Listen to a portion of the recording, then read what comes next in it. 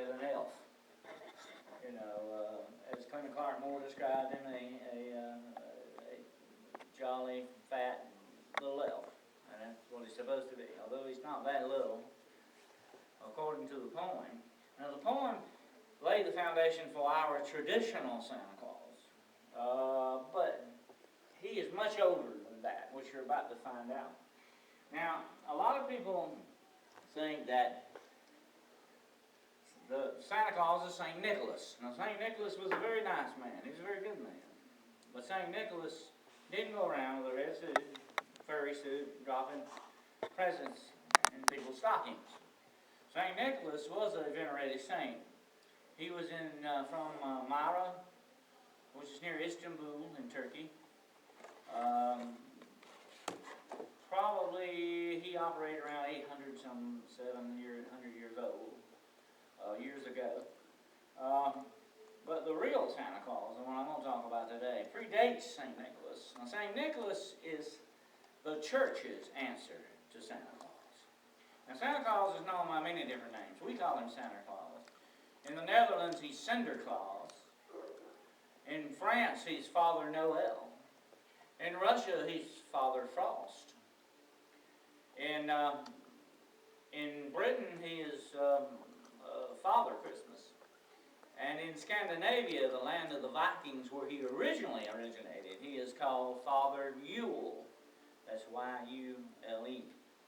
Now that word Yule, you hear it cropping up a lot during Christmas. The Yuletide season, you hear it a lot. The word Yule actually goes way back. Now let's look at the word Christmas a minute. And I always say Merry Christmas. I'm probably politically incorrect, but I do. Let's look at the word Christmas. What does it simply mean? It means Christ Mass, the Mass of Christ, the celebration of the birth of Christ, which is what the church began. But this time of year, this Yule season, began thousands of years ago, back in somewhere in the midst of antiquity and history. It is a winter festival.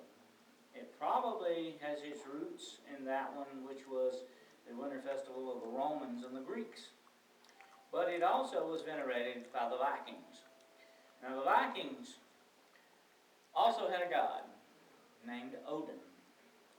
Now Odin was always depicted as something of an old man, kind of a stout, strong old man with a long white beard. And he had a horse, which he rode across the skies. Now hold on a minute, did you hear that description?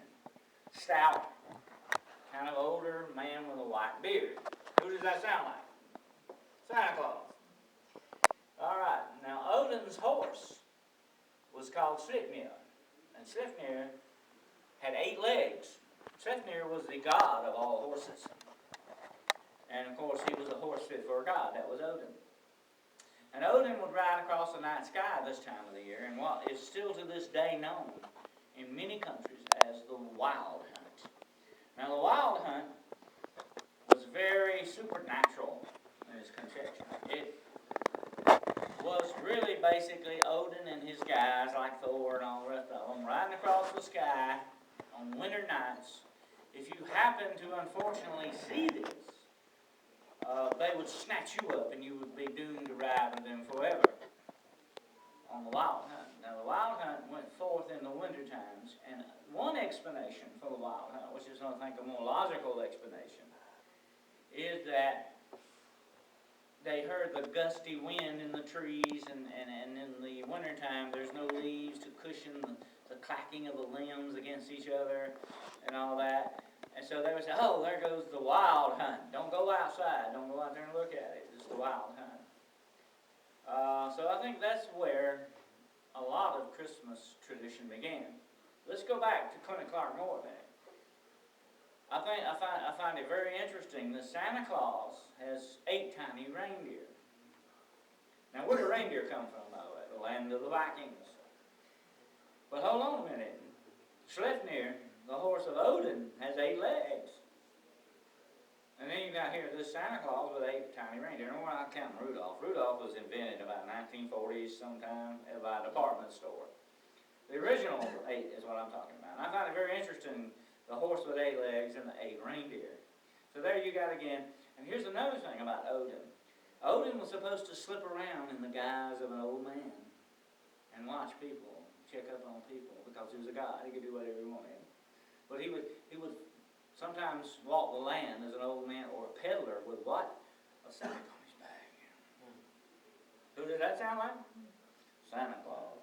So you see, this man predates Christianity by many, many, many years. The festival, the winter festival of the winter solstice.